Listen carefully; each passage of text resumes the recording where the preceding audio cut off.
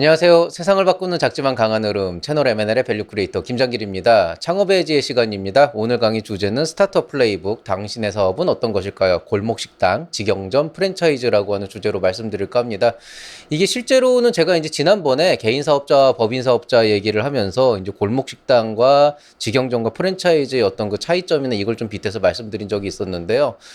그거랑은 조금 어느 정도는 비슷하긴 하지만 완전히 좀 다른 얘기입니다.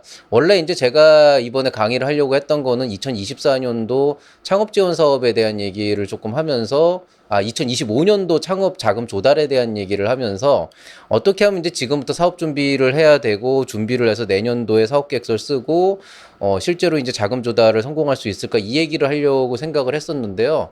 최근에 이제 좀 상담을 하다 보니까 근본적으로 여러분이 좀 접근을 잘못하고 있는 게 있어요. 결국 내 사업이 크게 되는 것들을 대부분 바랍니다. 내 사업이 진짜 성공을 해서 진짜 뭐 몇십억, 몇백억을 벌면서 진짜 행복하게 어떤 그 인생을 살기를 원하시는 분들이 굉장히 많고 그게 잘못된 것은 아닙니다. 당연한 거고 저도 아직은 꿈이 50대에 건물주가 되는 게 꿈이거든요. 저도 좀 그 어느 순간부터는 재정적인 그 자립과 함께 안빈낙도의 삶을 살고 싶은 그런 이제 희망이 있기는 하지만은 그것과는 별개로 실제로 내가 어떤 형태의 어떤 유형의 사업을 하느냐에 따라서 감수해야 될 것도 많아지고 거기에 따라서 이제 제가 좀 여러 가지 이제 고민해야 될 거리들이 많아지는데 근본적으로 여러분이 지향하는 그 사업들이 대부분 잘 됐을 때만 생각하지 나의 성향에서 내가 어떤 것들을 감수해 가면서 나의 사업을 만들어 갈 것인가에 대해서는 조금 고민을 해보신지 못하는 것 같아요. 당연히 이제 경험을 안 해봤기 때문에 그냥 일단 돈만 벌면 어떻게든 되겠지라고 이제 생각하시는 그런 부분들이 있는데요.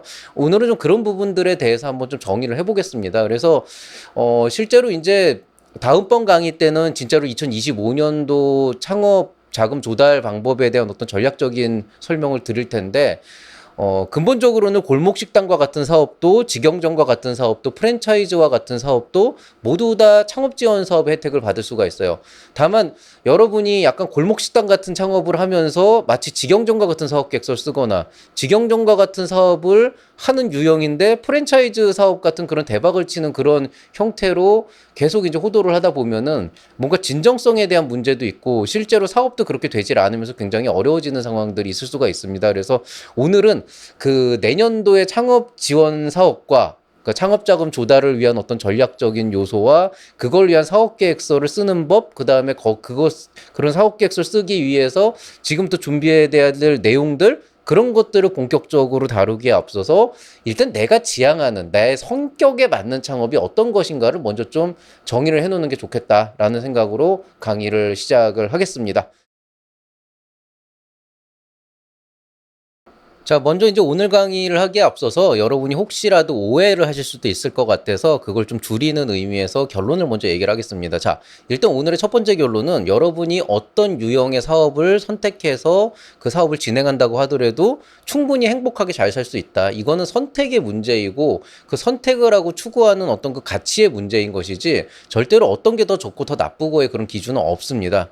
그렇기 때문에 기본적으로 제가 오늘 얘기하는 골목식당 유형이나 아니면은 뭐 직영점형, 그다음에 프랜차이즈형 사업이라고 하는 거에서 봤을 때 언뜻 생각하면은 프랜차이즈형으로 이제 크게 확장을 시켜서 제이컵으로 해서 한 번에 막 몇백억 정도 되는 돈을 벌고 그걸 뭐 건물주를 하면서 안빈낙도의 삶을 꿈꾼다? 이런 것도 분명히 저는 나쁘지 않다고 생각을 하지만은 과연 이제 그게 감당할 수 있을 것인가? 그 과정까지 가는 과정에서 오히려 여러분이 건강을 해치고 스스로 어떤 정신적인 어떤 그 타격을 입었을 때 과연 옳은 일인가에 대해서는 좀 개인적으로 좀 의문이 있고요. 그 다음에 어떤 일을 선택한다 그래도 편하게 돈을 버는 거는 아니라고 하는 것, 그걸 한번 여러분에게 좀 말씀을 좀 드리고 싶어요.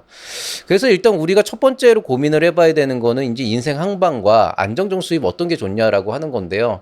이거를 이론상으로만 얘기를 하면은 인생 한방은 하이 리스크를 지면서 하이 리턴을 노리는 거다. 반대로 안정적인 수입은 상대적으로 리스크 요소가 줄어들고 그만큼 리턴이 적지만 있지만은 반대로 어떤 안정적인 부분에서 조금 좋은 부분이 있다. 이런 이제 얘기를 할 수가 있게 되는 거죠. 근데 지금 제가 얘기하는 하이 리스크 하이 리턴과 로우 리스크 로우 리턴과 스테빌리티에 대한 이런 얘기는 냉정하게 얘기를 하자 그러면은 어떤 결과론적인 얘기들, 즉 위험을 많이 지는 만큼 결과도 많이 돌아온다라고 하는 결과론적인 얘기지만은 과정의 얘기로 봤을 때는 인생 한 방을 이루기 위해서 들여야 되는 노력과 안정적인 수입을 얻기 위해서 들여야 되는 노력의 정도가 그렇게까지 크게 차이가 나지는 않아요. 오히려 노력의 차이보다는 그 순간에 감당해야 되는 스트레스의 차이가 훨씬 더 크다라고 보면 됩니다. 그래서 약간 이런 거예요. 뭐 예를 들어서 제가 이제 지금 학교를 다니면서 평일에는 학교 일에 충실하고 저녁에도 이제 남아있는 잔업들을 처리를 하고 이제 주말이나 휴일이 되게 되면은 그때쯤 돼서 이런 유튜브를 하거나 여러 가지 부수적인 이제 그 활동을 한단 말이죠. 이런 활동들을 하게 되면은 된다고 하더라도 지금 저는 약간 어느 정도의 안정적인 미래를 위해서 준비를 하기 때문에 사실 지금 상황에서 뭐 특별히 그렇게 크게 수익 구조가 크진 않아요. 제가 지금 뭐 학교 월급이랑 이런 거 저런 거 다 합친다고 하더라도 대기업 부장급도 안 되는 그런 제 나이 또래가 맞는 그 월급 연봉 대비해선 훨씬 더 적은 편이고 다만 이제 차이점은 조금은 더 이제 이 서울대 교수라고 하는 명예와 뭐 여러 가지 이제 그런 부수적인 부분들이 있기는 하겠죠. 그렇지만 순수하게 돈으로 보면은 대기업 부장이 저보다 훨씬 더 많이 받는단 말이에요. 그리고 만약에 이제 좀 잘 나가는 스타트업의 대표, 만약에 30대 때 창업을 해서 뭔가 사업을 잘 해서 지금 제 나이 또래에 어느 정도 안정돼 있고 뭔가 굉장히 잘하는 스타트업의 대표고 뭔가 혹시라도 IPO나 이런 것들을 눈앞에 두고 있다 그러면은 그런 분의 연봉이 뭐 모르긴 몰라도 최소한 1, 2억 정도에서 많게는 10억 정도까지 가지 않겠어요? 그러면은 최소한도 이분의 연봉 구조가 제가 버는 수익 대비했을 때 최소 2배에서 최대한 10배까지도 차이가 날 수 있는 그런 이제 구조, 뭐 20배까지 차이도 날 수 있는 그런 구조로 이제 갈 수가 있게 된다는 거죠. 자, 그럼 이렇게 생각을 해보자. 자, 어떤 모기업의 대표가 20배 정도의 연봉을 제 연봉이 20배 정도를 받고 있다라고 생각하게 되면은 과연 제가 그거를 놓고 그 대표한테 이런 거잖아요. 그 대표님도 물론 그 회사를 끌어가기 위해서 굉장히 많은 노력을 했고 그 과정에서 많은 이제 어려움이 있었을 거고 그걸 어떻게 이제 성공적으로 끌어감으로 인해서 지금의 저와 같은 나이에 제 연봉이 20배 정도의 수익을 가져갈 수 있을지도 모르겠으나 적어도 그 사람이 나보다 20배의 시간을 쓰는 건 아니잖아요. 제가 하루에 적어도 한 10시간에서 12시간은 넘게 일한단 말이죠. 일요일에도 보통 제가 한 12, 3시간을 일하는데 그 사람이 하루에 그렇다고 저의 10배의 수익을 번다 그래서 120시간을 하루에 일하진 않잖아요. 하루 24시간이니까. 그 결과적으로 보면은 이분은 시간당 벌어들인 어떤 수익의 정도가 어느 시점부터 제가 벌어들인 수익보다 훨씬 더 많이 늘어난 거예요. 그러면 저도 정말 열심히 일하고 죽을 듯이 일하고 진짜 밤도 새면서 일할 때도 있는데 그렇게 따지면 이 사람은 굉장히 쉽게 돈 버는 거 아니에요? 그럼 제가 과연 이런 경우에 저 스타트업의 대표한테 저 새끼 저거 되게 쉽게 돈 버네. 날로 먹네. 인생 날로 먹네. 이렇게 폄하를 할 수가 있겠냐는 거죠. 그게 그렇지가 않다는 거예요. 일반적으로 보면 노력의 정도는 대부분 거의 똑같은데 보통 이렇게 시간당 벌어들인 수익의 단가 자체가 높아지는 경우에는 그동안 했던 노력이나 어떤 경험의 그런 그 쌓아온 방법들 아니면 추구하는 바가 다르기 때문에 그렇게 나왔던 그런 수익의 차이가 있는 것도 있지만은 보통 그 단계까지 올라가기 위해서 겪는 어떤 스트레스의 정도가 굉장히 큽니다. 물론 스트레스의 정도가 10배, 20배가 되진 않겠지만은 보통 한 2배 정도까지는 올라가거든요. 2배, 3배, 4배까지는.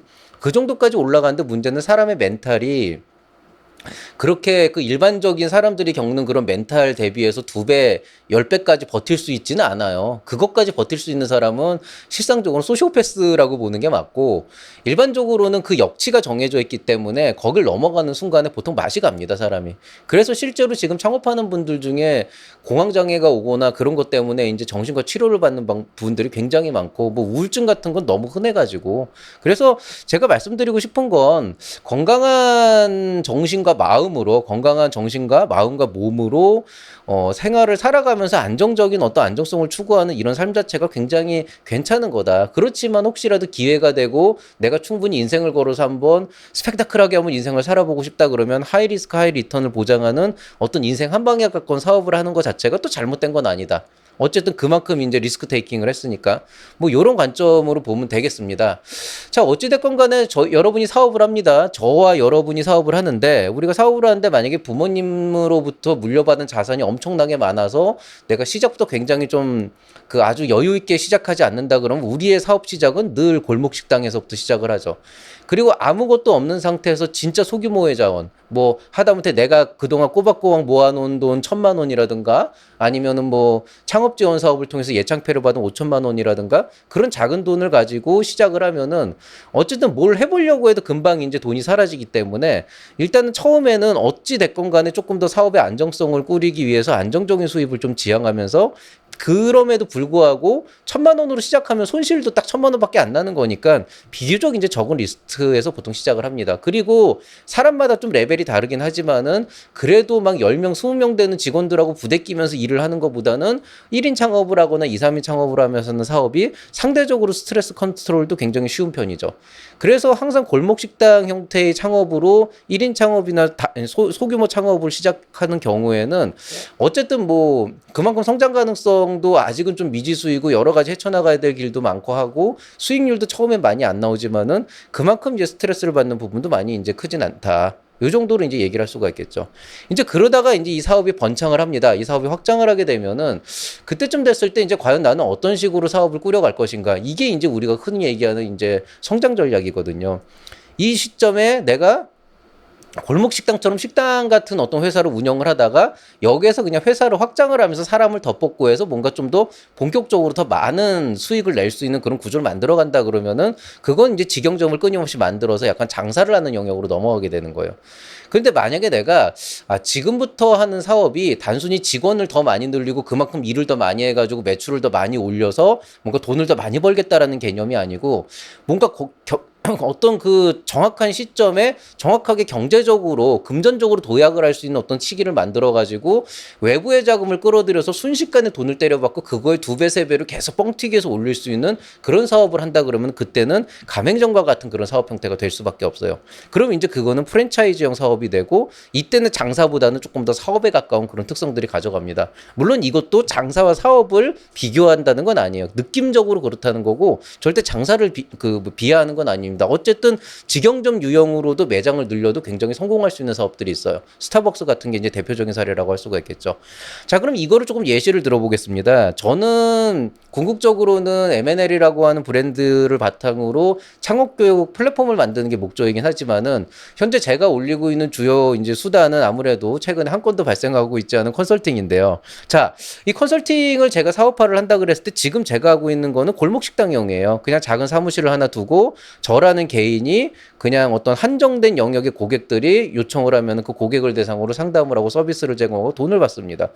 비교적 안정적인 수익 구조가 있을 수 있죠. 만약에 고정 고객이 생기게 된다 그러면 그래도 한 달에 얼마씩은 벌 수가 있을 거고 그게 없었을 때 매출이 떨어졌을 때 좀 힘들 수는 있지만 어쨌든 사무실 규모 자체가 적으니까 컨설팅 이외에 다른 뭔가를 해서라도 어쨌든 그걸 메꿀 수 있는 그런 구조가 나오는 거죠. 즉 유지 비용이나 고정비 자체가 그렇게 높지 않은 구조기 때문에 제가 어디 가서 아르바이트를 해서 다만 몇십만 원이라도 벌게 되면은 어쨌든 어떻게 유지할 수 있는 구조가 나오게 된다는 거예요. 근데 만약에 어느 순간에 갑자기 이제 사람들이 몰려오기 시작을 합니다. 몰려오기 시작을 하는데 막 컨설팅이 막 이제 막 많이 늘어나요. 막 갑자기 하루에 막 컨설팅이 5-6개씩 막 쏟아집니다. 그럼 처음에는 이제 좋아가지고 열심히 하지만은 어느 시점부터는 진짜 그 예약이 안 잡혀서 사람이 돌아갈 수밖에 없는 상황이 돼요. 이 시점에서 이제 선택의 기로에 서게 됩니다. 만약에 내가 난 그래도 지금 정도에서 요 정도 벌면서 사는 게 너무 좋아 그러면은 그냥 지금처럼 골목식당형으로 예약을 못 해가지고 돌아가시는 분은 그냥 내버려 두고 지금 저한테 오시는 분들만 계속 꾸준히 하는 그런 방법이 있겠죠. 근데 이것도 나쁘지 않아요. 왜냐면 이런 골목식당형도 잘만 하면은 한 달에 수익을 뭐 1,000만 원, 2,000만 원까지 올리는 것 자체가 사실 불가능하진 않거든요. 그리고 그 정도면 우리가 일생을 행복하게 살 수가 있습니다. 물론 사이에 여러 가지 돌발 상황이 있을 수는 있겠지만은 기본적인 골목식당형이라고 하는 것도 사실은 그냥 딱 그 정도 스케일에서 좀 안정적으로 사업을 끌고 가는 것 자체의 개념으로 봤을 때는 굉장히 괜찮은 사업 유형이다라고 볼 수가 있어요. 그리고 이런 사업 유형도 잘만 어필을 하면 분명히 예비 창업 패키지에서 뭔가 이렇게 좀 자금을 받을 수 있는 그런 구조를 만들 수가 있습니다. 물론 좀 손을 대야 되겠지만은. 자, 그런데 직영점용으로 넘어가게 되면은 조금 요게 이제 얘기가 달라지는 거죠. 그건 뭐냐면, 지금 내가 눈앞에 보니까 이미 나한테 컨설팅을 받기 위해서 하는 사람들이 줄을 서 있고, 내가 하루에 할 수 있는 건수가 정해져 있기 때문에 그 뒤에 벌써 2배, 3배 되는 인원이 계속 줄을 서 있는데 그거를 못하고 있다라고 하게 된다 그러면, 꾸준히 이제 그냥 이 상태로 가는 방법도 있지만은, 혹시라도 영속성이 떨어질 수 있잖아요. 나의 신기가 떨어졌을 때 갑자기 손님이 줄어들면 그때부터 수익 구조 다운되니까 이참에 한번 좀 땡겨봐 이런 생각을 한단 말이죠. 근데 이참에 이 땡기는 방법이 2가지가 있다는 거예요. 첫 번째는 추가적으로 상담사를 고용을 합니다. 제 주변에 있는 이런 컨설턴트들을 많이 고용을 해서 그런 사람들을 바탕으로 이 사람들을 다 받아서 그 사람들한테 컨설팅을 맡기고, 거기에서 뭔가 약간 등급을 나눠가지고 저한테 넘어오는 건 따로 하고 뭐 이런 식으로 해서 이제 어떤 시스템을 만들어 버린다는 거죠. 그리고 이제 장소도 부족하니까 장소를 넓혀서 이제 큰 어떤 사무실을 빌리고 거기에 상담실을 여러 개를 쪼개가지고 계속 운영을 하는 그런 방식으로 이제 사업을 넓혀가는 방법이 있습니다. 이렇게 됐을 경우에는 기본적으로는 어쨌든 그만큼 내가 그 많이 들어오는 수요를 쳐낼 수가 있기 때문에 그만큼 수익 구조가 많이 나오게 되고, 이제 상담사들을 고용을 하게 됨에 따라서 거기에 이제 해당하는 어떤 그 수당이나 이런 것들이 나오기 때문에 상대적으로 비용 지출이 많아지긴 하지만 그만큼 어쨌든 제가 버는 수익도 늘어나기는 하게 되는 거죠.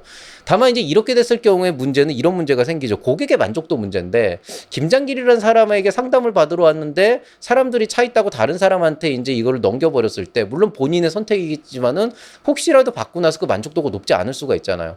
아무리 제가 저한테 오는 상담사들의 퀄리티를 컨트롤하고 막 교육도 시키고 해서 수준을 높여놓는다고 하더라도 결국 상담사에 따른 편차는 항상 발생하기 마련이고, 만약에 이제 이것들이 점점 넓어져서 공간이 넓어지고 지점이 생긴다 그러면은 그 운영을 하고 이 관리 비용 같은 것들을 계속 쳐내려야 되니까 인원들이 몰려오다가 갑자기 막 그 빙하기가 오거나 이런 이제 비수기가 되거나 하게 되면은 그 순간에 또 그 비용, 고정 비용을 계속 막대한 고정 비용을 메꿔야 되니까 그만큼 리스크가 올라가고, 또 사람들을 계속 부대 끼고 또 사람들을 고용하고 관리를 해야 되니까 거기서 오는 저의 어떤 정신적인 스트레스가 굉장히 많아지게 되겠죠. 그래서 직영점용 같은 경우에는 일단 기본적으로는 이런 부분들 때문에 이러나 저러나 돈을 더 많이 번다고 하더라도 그만큼 저의 어떤 정신적, 육체적 에너지가 막대하게 쏟아지게 된다. 그리고 그 스트레스 지수가 굉장히 높아짐에 따라서 실제로 이제 제가 이제 어떤 정신적인 타격이 올 수도 있게 되는 그런 상황이 되게 되는 거죠.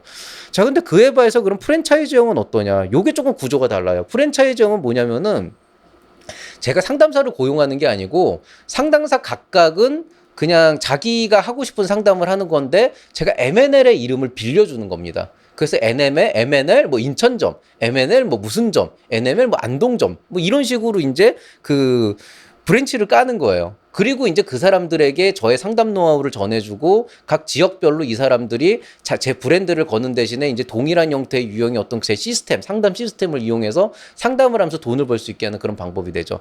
이런 경우의 수익 구조를 보면은 예를 들어서 MNL 인천점에서 하는 그런 상담은 그 상담에 대한 돈이 저한테 들어오는 게 아니고 순수하게 그 지역의 그 M&L 인천점을 운영하는 점장한테 그 비용이 고스란히 귀속이 됩니다. 이 사람은 쉽게 얘기해서 개인 사업자가 되는 거고 자기 사업으로 상담을 운영하게 되는 거니까 정말 열심히 이건 내일이다 그러고 열심히 해가지고 돈을 열심히 벌려고 하겠죠. 그리고 이제 제가 주로 받는 거는 그 가맹점으로부터 우리 시스템을 이용하는 어떤 솔루션 비용이나 수수료들, 그 다음에 뭐 예를 들어서 저희 쪽에서 뭔가 제공하는 어떤 그런 그 교보제 같은 게 있다면 그런 비용들, 이런 것들을 바탕으로 사업을 하게 되죠. 그래서 프랜차이즈 같은 경우에는 가장 근본적인 차이가 겉으로 볼 땐 컨설팅업 같지만은 프랜차이즈업은 컨설팅업은 아니게 돼요. 이런 경우에는 그냥 프랜차이즈업이 되는 거고, 저는 고객들에게 컨설팅을 하면서 컨설팅이란 상품을 파는 게 아니고 컨설팅이란 상품을 파는 가맹점주들에게 우리 회사의 솔루션을 판매를 하고 거기에 대한 수익을 챙기게 되는 겁니다. 그렇기 때문에 이게 브랜드를 판매하는 거기 때문에 어찌됐건 간에 제가 사람을 계속 고용하지 않고 만약에 시스템만 제대로 갖춰진다 그러면은 저는 그냥 소규모의 업장을 유지하면서 그냥 가맹점만 관리할 수 있는 시스템만 만들면 되는 거죠. 가맹점이 뭐 100개, 1000개 늘어난다고 하더라도 관리만 할 수 있다 그러면은 그만큼 직원을 많이 고용할 필요는 없게 되는 겁니다. 그래서 이제 굉장히 빠른 확장이 가능하지만 한편으로는 가맹점주 각각들이 다 사장이기 때문에 이 사람들이 자기 멋대로 컨트롤을 하고 자기 멋대로 상담을 하거나 뭔가 사고를 쳤을 때 제가 거기에 대한 어떤 그 책임을 질 수는 없지만은 도의적인 프랜차이즈 대표로서의 어떤 책임 소재도 있잖아요. 제가 가맹점 관리 못한 거니까. 그렇기 때문에 말을 안 듣는 가맹점을 컨트롤하는 게 어려워지기 때문에 거기에 대한 폭격을 제가 받고 그런 어떤 브랜드 이미지가 추락할 수 있는 요소도 있기 때문에 어떤 관리의 영역이나 스트레스의 영역이 좀 달라지게 되는 거죠. 이런 비슷한 일이 지금 홍콩 반점이 있는 그 더몬코리아에서 이런 비슷한 이슈 때문에 지금 이제 여러 가지로 이제 뭐 영상을 찍거나 해가지고 그걸 좀 이미지 개선을 하려고 지금 하고 있는 거예요.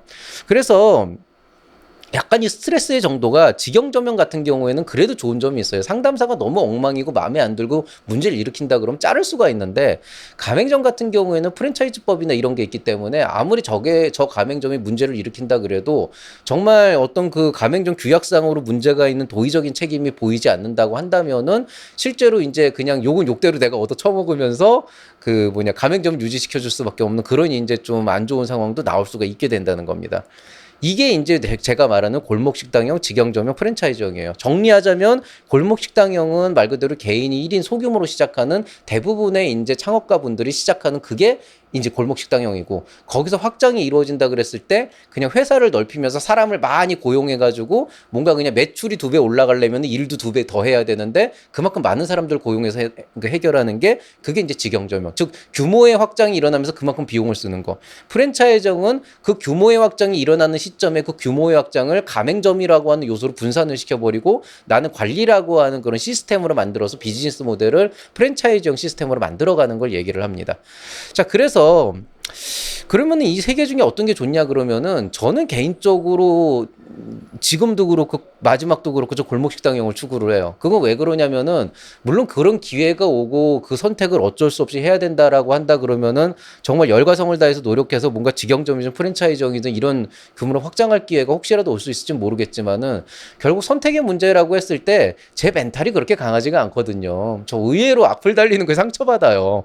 그래서 저는 확실한 거는 어떤 조직 안에서 제가 고용이 된 상태에서 팀장으로서 리더로서 팀을 이끌면서 뭔가를 하는 데에서는 같이 월급 받는 입장에서 뭔가를 할 수 있지만은 저는 제가 대표이사고 사장으로서 직원들한테 월급을 주는 시스템을 만들고 그 안에서 이 직원들과 핸들링을 하고 어떤 조직을 운영하는 거는 제 정신 상태 안에서는 되게 힘들어요. 그래서 제가 상담을 할 때 그런 부분들이 굉장히 힘들다는 걸 너무 잘 알기 때문에 대표님들한테 어떤 사업의 전반적인 방향성이나 모델에 대한 걸 설명을 하면서도 결국 사람들을 직접 운영을 하고 그 과정에서 여러 가지 일들을 겪어야 되는 그 분들의 그 고충을 충분히 이해를 하고 있습니다. 근데 그럼에도 불구하고 사업의 확장과 성장을 위해서 필요한 일은 필요한 일이니까 그런 이제 조언들을 드리기는 하죠.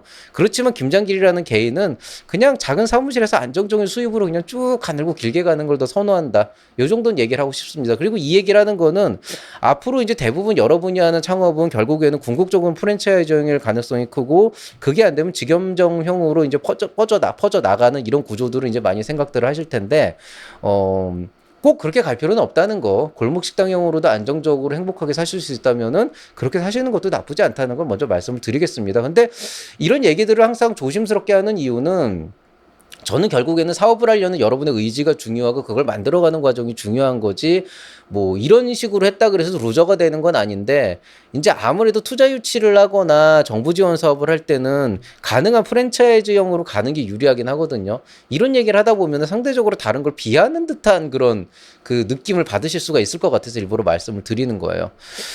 자, 이거를 조금 더 구체적으로 구분하자면은 골목식당 유형 창업은 그래서 매우 심플합니다. 여러분이 에너지를 쏟으면은 딱 그만큼 올라가요. 그래서 여러분이 에너지를 얼마나 쏟느냐, 인력을 얼마나 쏟고 얼마나 노력을 하고 시간을 쏟느냐에 따라서 딱 수익도 그만큼 비례해서 발생하고 그만큼 스트레스도 비례해서 올라갑니다. 손님이 한 명이면은 한 명분의 수익과 한 명분의 스트레스가 발생하지만 손님이 10명이면은 10명분의 스트레스와 10명분의 수익이 발생하게 되는 아주 정직한 구조죠. 그렇기 때문에 안정성만 유지가 되면 내가 어느 정도 나의 컨디션을 컨트롤하면서 할 수가 있다. 이런 장점이 있죠.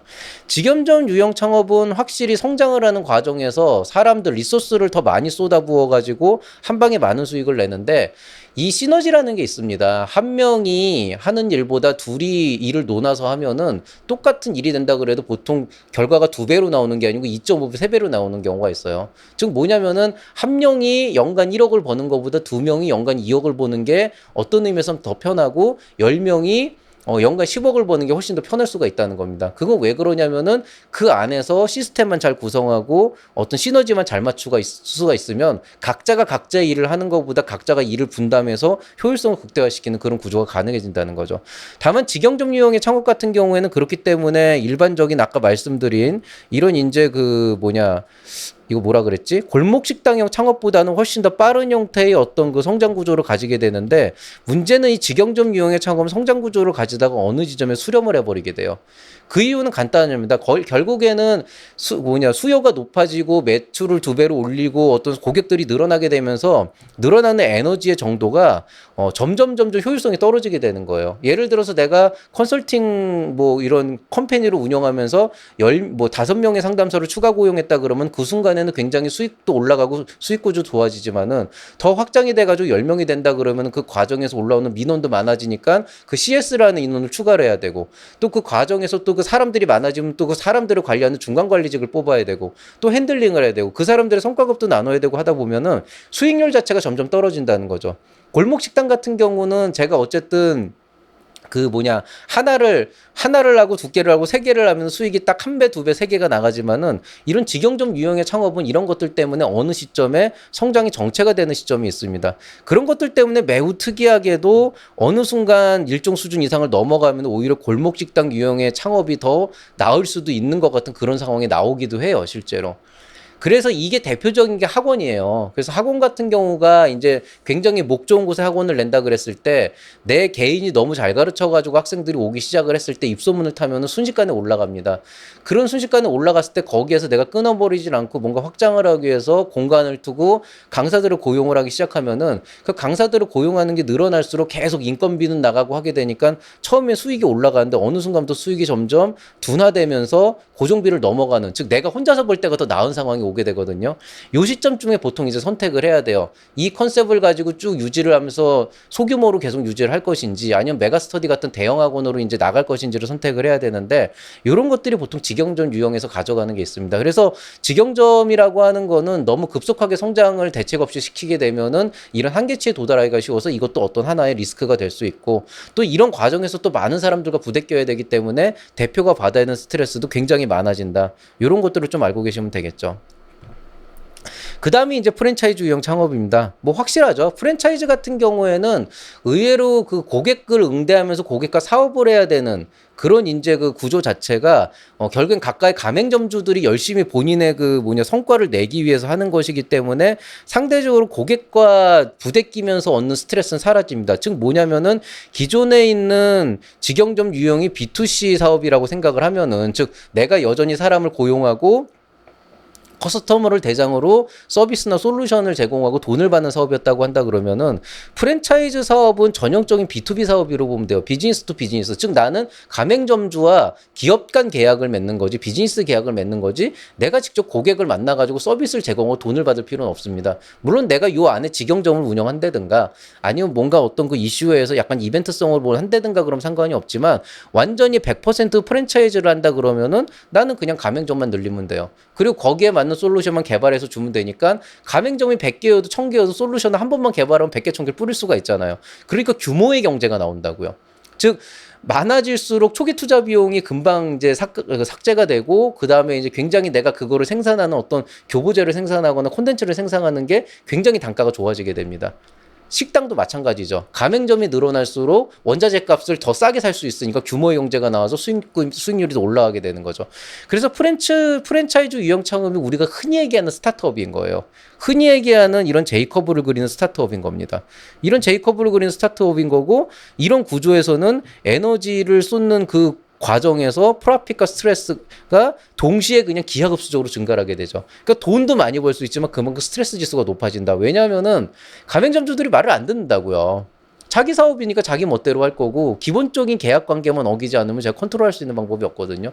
그렇기 때문에 이제 욕은 욕대로 얻어쳐먹는데 개선은 안 되니까 거기에서 굉장히 많은 스트레스를 받을 수도 있는 거죠. 그렇다고 이제 가맹점주들과 어떤 약속을 해가지고 뭔가 계약을 해가지고 그걸 빡세게 하게 되면 이제 또 갑질한다 이래가지고 또 이제 뉴스에 대서특필이 되고 댓글 달리고 이제 난리가 나는 거지. 그러니까 프랜차이즈 유형 창업은 진짜 하이 리스크 하이 리턴의 개념을 떠나서 돈을 많이 버는 만큼 스트레스 지수도 거의 그대로 올라간다. 그거를 온전히 감수를 하려면은 정말로 특출난 누군가이거나 시스템을 정말로 잘 구성해서 그런 것들을 미연에 방지하거나 아니면은 진짜 소시오패스일 가능성이 굉장히 높다. 공감 능력이 떨어지기 때문에 개의치 않는 그런 사람일 가능성도 굉장히 큽니다. 그래서 이런 관점에서 여러분이 이제 사업을 어떻게 할지를 고민을 하셔야 되는데, 그러면은 이제 우리가 이제 흔히 생각하는 스타트업은 이제 프랜차이즈형이라고 보는 게 맞는데, 그럼 프랜차이즈형 사업이라고 하는 것들이 실제로 어떤 식으로 구성이 이루어지냐는 제가 창꿈특강2에서 지난주에 올렸었는데, 사업이 어려운 이유, 홍콩 반점은 왜 그럴까라고 하는 데에 대해서 한번 그 백종원 대표의 어떤 상황이나 더본코리아가 과연 어떤 고민을 하고 있는지에 대해서 한번 제가 상상을 해서, 그러니까 추정을 해서, 즉 뭐 어디를 뭐 폄하하거나 비하한 것도 아니고, 뭐 누구가 잘했다 잘하는 잘못했다가 아니고 과연 이제 창업교육 전문가의 관점에서 홍콩 반점이라고 하는 게 최근에 이슈가 되면서 그런 이제 맛의 균질성 문제나 이런 것들을 왜 그 더본 코리아에서 지켜만 보고 있다 이제야 하게 됐는지 이런 것들에 대한 거를 창업 교육과의 관점에서 한번 제가 좀 설명을 했어요. 그래서 이걸 보시면은 여러분이 그냥 밖에서 보는 것처럼 뭐 저 새끼 나쁜 새끼 뭐 저러면 안 된다. 아 이거는 뭐 가맹점주가 문제다 이렇게 욕하던 것들이 마냥 누군가를 특정 대상을 욕하기는 좀 어려운 상황이라는 걸 조금 알 수 있으면 되겠고요. 조금 아쉬운 거는 여기서 제가 못다한 얘기가 있습니다. 그래서 창업꿈나무 2 특강이 하나 더 나가요. 짧은 걸로 하나 더 나갈 텐데 그건 플러스 알파고 요거는 조금 프랜차이즈업을 하는 사람들의 숙명에 대한 얘기와 도의적으로 지금 더본코리아가 져야 되는 책임이 어떤 것인지에 대해서도 조금 날카롭게 한번 얘기를 좀 해주는 게 좋을 것 같습니다. 그래서 요거는 플러스 알파로 하나 더 올라간다고 보시면 되겠고요. 관심 있는 분들은 창꿈특강2 가입하신 다음에 보시면 되겠습니다. 자, 이제 여기까지 얘기하면은 기본적으로 이제 사업의 유형과 그 다음에 거기에서 나올 수 있는 수익 구조, 그 다음에 그걸 이제 어떻게 이제 감당할 것인가에 대한 그런 이제 특성들을 좀 이해를 하셨을 텐데요. 어떤 분들은 그러면 플랫폼 사업은 뭐냐, 뭐 배달의 민족이나 쿠팡이나 무신사 같은 거는 사실 뭐 프랜차이즈 가맹점이 있는 건 아니지 않냐 이렇게 생각을 하시는데요. 실상적으로 이제 온라인상에서 이루어지는 사업을 우리가 정확하게 골목식당형이네, 직영점이네, 프랜차이즈형이네 이렇게 구분하기는 어렵지만은 그래도 굳이 얘기를 한다 그러면 개인이 쇼핑몰을 여는 경우 있잖아요. 네이버 스마트 스토어나 뭐 이런 데 이제 개인이 쇼핑몰을 운영하는 거는 이제 골목식당이나 직영점의 개념으로 보시면 됩니다. 그래서 개인이 이제 쇼핑몰을 열어서 뭐 조그만 개인샵을 열거나 아니면은 이제 네이버 스마트 스토어나 아니면은 뭐 자사몰 같은 카페24에서 자사몰을 열어서 하나하나 이제 물품을 팔 때는 골목식당의 개념으로 보면 되고요. 어느 순간에 그게 너무 많이 팔려가지고 진짜 좀 구조를 많이 만들고 팀을 만들고 막 직원들을 고용해서 막 완전히 전담해가지고 간다 그러면은 약간 직영점 형태의 확장을 하고 있다라고 보면 되는 거죠.